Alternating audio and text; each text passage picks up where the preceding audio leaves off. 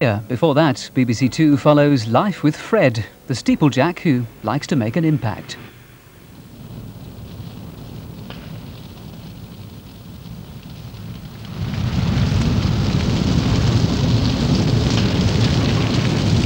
It's going! Going! Run, run, run, run, run, run.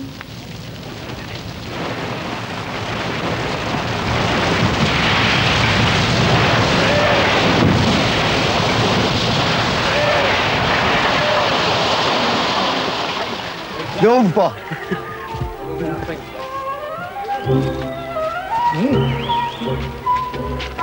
Do you like that?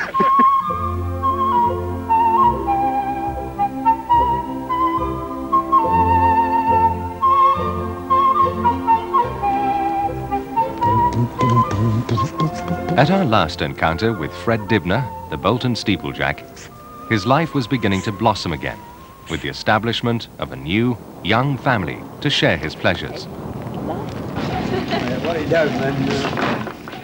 From the start, Fred's wife, Sue, took a keen interest in the development of his great steam workshop in the backyard.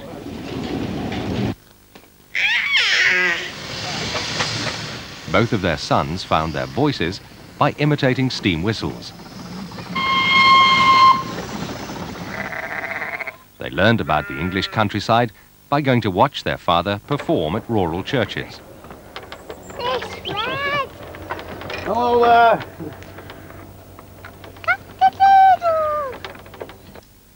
In this idyllic situation, the only sobering thought was that Fred, now in his 50s, might have to go on working at his young man's job well into old age. the tissues. It don't bother me a lot. I've got used to it now. I've got more time actually than I had with the other brood. I was too busy trying to earn a living, you know. I mean, they're definitely easier now for me than they were like 20 years ago, you know, where I work sometimes paying rent sort of style to stay alive. So I hadn't got a lot of time to, you know, mess about with the other kids, you know, in a way. I mess about with this lot more than I did with the daughters, like, with the others. Dad, Oh, I see some sign of rust. no sign of rust. That's very good, Jack. I see some sign of rust. Oh, Like Jack, he's a damn nuisance round here, like, you know. So he's out in his way, he's trying to give me a lift. But of course, if I put the spanner down, it disappears round the corner, you know, and so, you know, all sorts of weird things happen. You know, he's had it, but he's got such a good memory that you knew he had it, like last weekend. It's amazing. You saw him with it in his hand last weekend, and if you say, like, where's that big lump of iron with 3 holes in, or something like that, he'll go straight to it and find it. He has one bad fault, though. He likes digging holes, and especially when it's raining, you know, there's bloody holes everywhere, all full of water, you know. I think he's a frustrated coal miner or something. He's had the vice syndrome, you know, like anybody who's been an engineer who's not experienced sort of that has never lived. And he's had his finger in there, so he's been initiated in a way. I think he gets a lot of pleasure out of doing jobs that Jack's watching. And I think in his mind all the time is that, you know, he's encouraging Jack to perhaps take on engineering skills that Fred will pass on to him. You start on that side. There's a good lad. You have to rub a bit harder than that, Jack. No, you have to keep rubbing. Oh, look at that, see?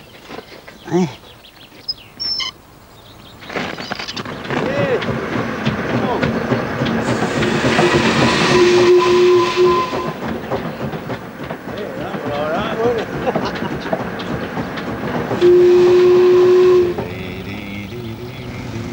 See that big chimney down there, that one right in front?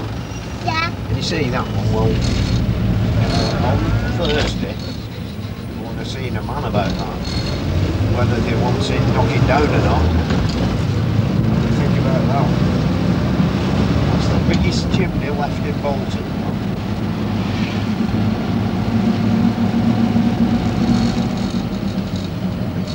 We're late for school this morning again, aren't we? Of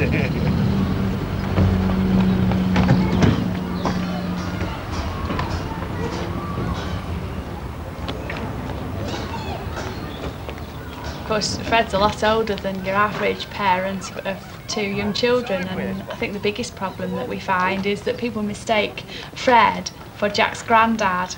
And we quite often get people saying, oh, is this your grandson or is this your granddad? And we say, oh no, it's his daddy, you know.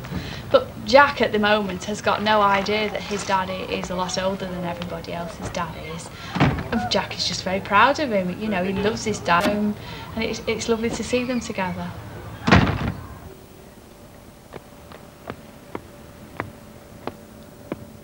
As long as you're fit, it ain't too difficult. And I feel quite good, yeah, you know. In fact, especially since I give up smoking, I'm half as much again the man that I used to be.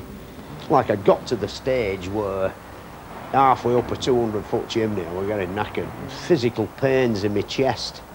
And I thought, if it's time I banged it in the head, you see, what with the price of them and what they're doing to your body, you might as well give them up. And of course, I've felt the benefit, really. In fact, like not this no smoking day at Laston, they invited me to the local hospital. It was a prime example of like an hopeless case who'd given up smoking. Yeah. Fred's actually sort of succumbed to a bit of domesticity, is that the right word? If I ask him to hoover, then he likes hoovering because he makes a super job of it. He does much better than I do, you know, he gets under all the corners, and because he's a perfectionist, things like that are very good. And all the brass work's his responsibility, he does all that. And window cleaning, I never ever clean windows because Fred does them all. He loves twinkly windows. The things I wouldn't ask him to do, I wouldn't ask him to change the baby's nappy just because poor Roger wouldn't like to be subjected to be stood on his head, which I think is how Fred would tackle the job. Fred! Fred! Fred!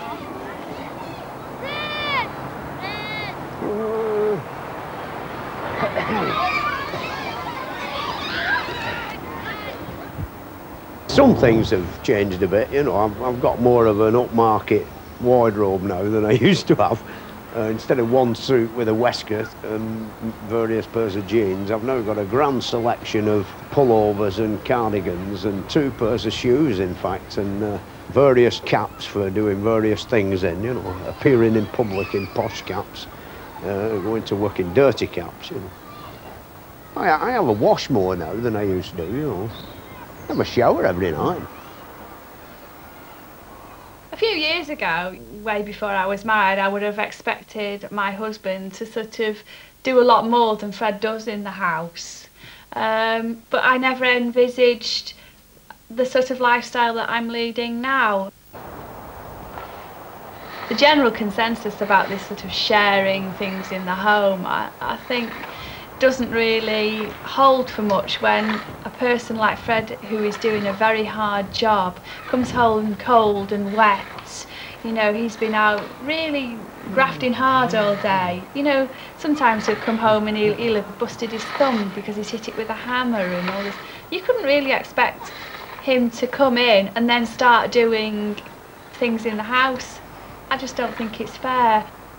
I think you've got to strike a balance, and I think ours is about 90-10. Me for 90% housework and Fred for 10.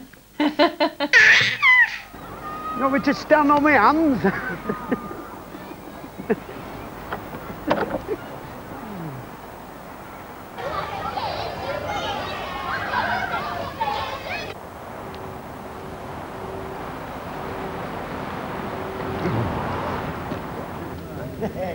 Morning, Fred. Ah, good morning. Hey.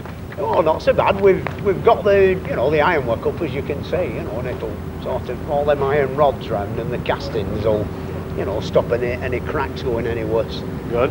How long do you think it'll be yet before you finish? Oh, I'll give it about another fortnight, because we need the ladders. Yeah. We've got to go off to Cambridge, you see. Moving on. Fred Dibnah International now, you know, we get about a bit. And while you're here, Fred, do you think you could have a look at the tower for us? The trees, yeah. But we'll root them out and put some bloody weed killer on or something. Right, that's smashing if you sort that out for me before you go. Yeah. And before you go, I want to know what sort of guarantee, Fred, you're going to give me on this chimney. Put it this way, you've been here 18 years, and I well, not me personally, but the firm. The firm. I mended that, must have been here 20 years ago, and the ironwork job that I did then has made it last till now without one bit of maintenance on it. You've never spent a bloody penny on it since. And I reckon we'll all be dead by the time, there's out goes wrong with that what we've done now.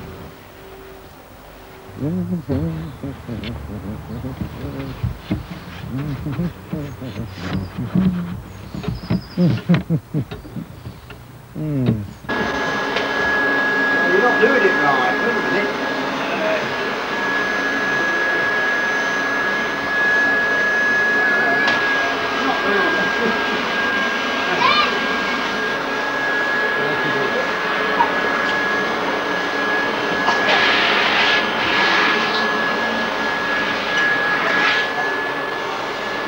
Come on.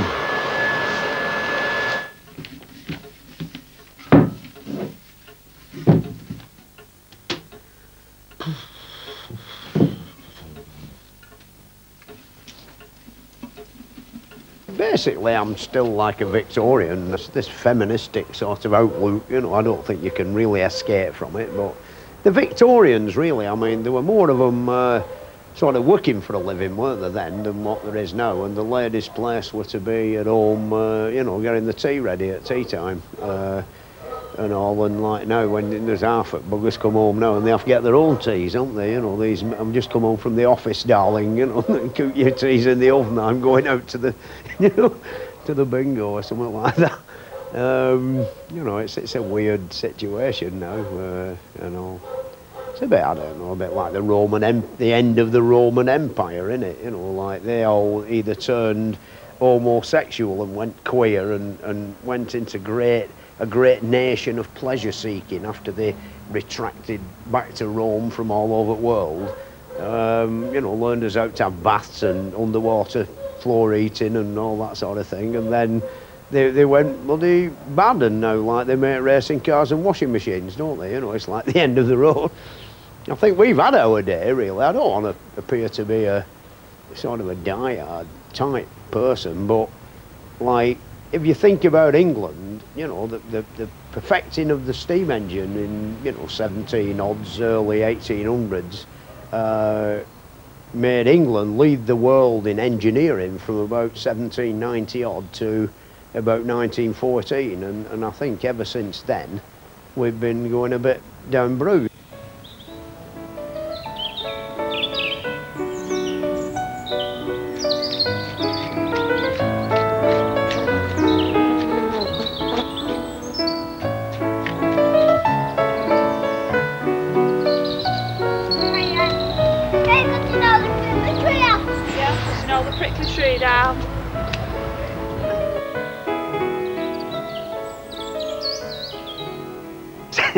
Since you were last here, like, I nearly came to grief down this hill, I've been out for a pint or two and I arrived back home, bloke dropped me off outside, you see, and I thought, I'll not make it down there, I'll just have a quick pee over the edge here, and the next thing, I lost my balance, I'm rolling down the hill like a rolled up hedgehog. Kept seeing the moon and the stars passing every revolution, and I come to rest near that big ash tree down the bottom there, sort of, and I picked myself up, sort of thing. And then the next difficult bit, we're getting back up the hill, which they're a bit like the proverbial spider in the bathtub, so far up and then back down the bottom again. Lost me glasses to boot, like, searching for the glasses, I get stung by a wasp, and finally and eventually I managed to get back up the hill, sort of thing. And got in a lot of trouble with the missus when I got back down there, like,